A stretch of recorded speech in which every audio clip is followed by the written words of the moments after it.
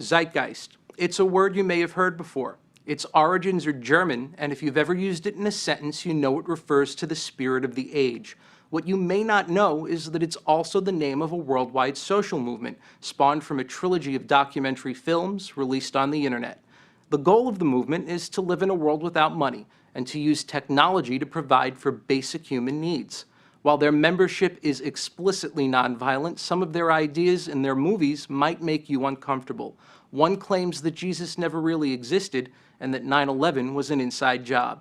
While they admit they don't have all the answers, they're always trying to spread the word, to see if they can seduce you into becoming a member of the Zeitgeist movement. Union Square around 10 a.m. There's a masked man pacing through the park with one thing on his mind. He's hell-bent on murder. Not you, not me. This shadowy preacher wants to see the dollar die, and he wants to tell you all about it. He calls himself Mr. Killmoney, and he's no solitary stalker. He's a member of a self-described social activist group known as the Zeitgeist movement.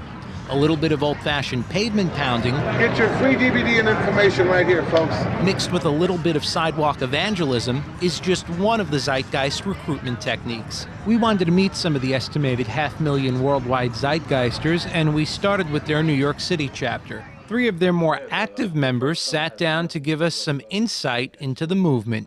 What continually motivates you to give your time, your resources, your energy to be a part of this movement? You have to do something. If you do nothing, nothing will change. You know, one of our favorite mantras to practice is be the change that you want to see in the world. Yeah, the question for me is why aren't other people spending more time on issues like this, you know? While the group spends their Sundays in the park, it's actually not their most effective recruitment tool. Putting their message online is what's transformed them into a global phenomenon. Would-be followers can visit their website and download 3 films that bear the group's name for free.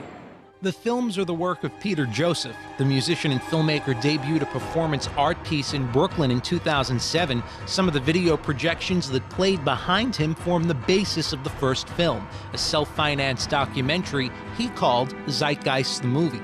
He was not available to speak with us in person, but in this 2010 interview, he details the movement's earliest days. But since the internet is what it is, tossed it up online to see what would happen. Maybe some people would like it. I download it, I get some feedback, whatever.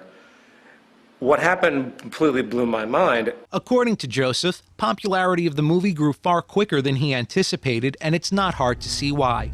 The film is based on 3 very provocative claims. The first is that Jesus Christ never really existed. The movie says Christ is merely a Christian parable with many similarities to other religions. The character of Jesus, being a literary and astrological hybrid, is most explicitly a plagiarization of the Egyptian sun god Horus. If religion doesn't grab your attention, perhaps the movie's claim about 9/11 will, with clips from that day played over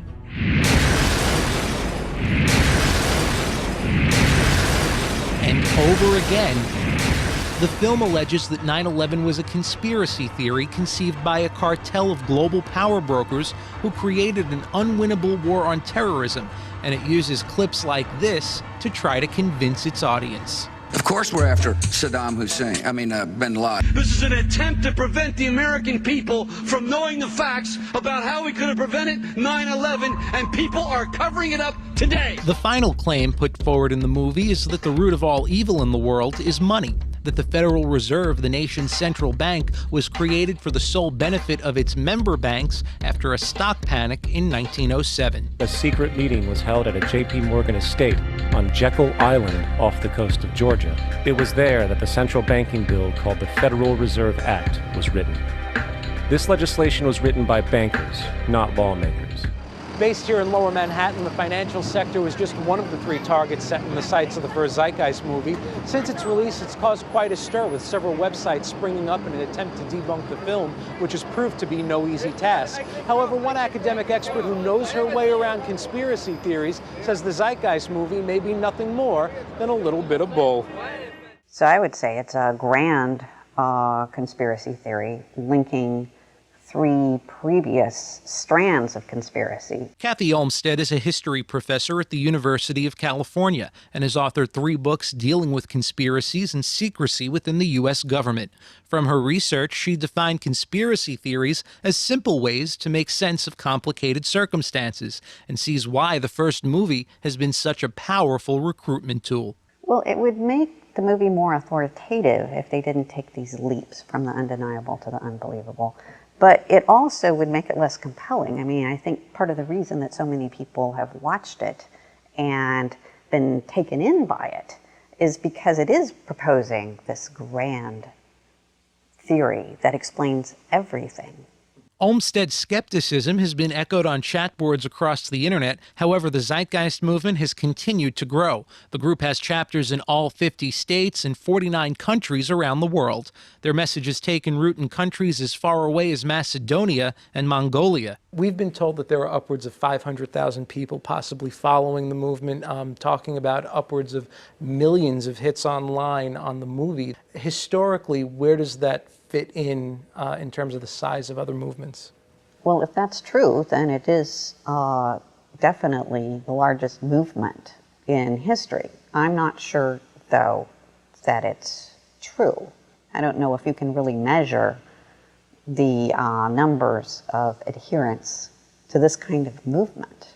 Despite the first movie's online success, the movement's members were quick to divorce themselves and the rest of the movement from the very film that started it all. Well, let's be clear, the first film has nothing to do whatsoever with the Zeitgeist movement. It was a production by the creator Peter Joseph to express his point of view on specific topics.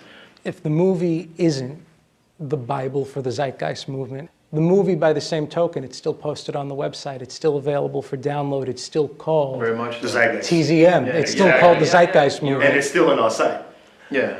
We don't go to the first film and really use what the first film says to do advocacy work. Instead, the group relies on the ideas of this man, inventor and designer Jacques Fresco.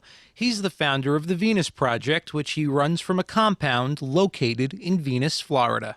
It was even apparent to Larry King back in 1974 that Fresco had some unique ideas. All right, let's, with pictures, explore the thinking of Jacques Fresco and the society he'd like to see. Now, we'll start with this, and you tell me... I'll try to point it out. Yeah, you can point right at it. The center of the city, the nucleus, will house an electronic computer, which only controls the weather, water purification, the atmospheric conditions. The computers do not, I say it again, do not control people. I remember 5 years ago I used to laugh at you, and now all this is very believable. Now 95 years old, Fresco still spends his time designing his version of the future, as he's done for nearly 7 decades. A vision filled with sustainable cities that harvest energy from renewable resources and high-end technology that improves human efficiency.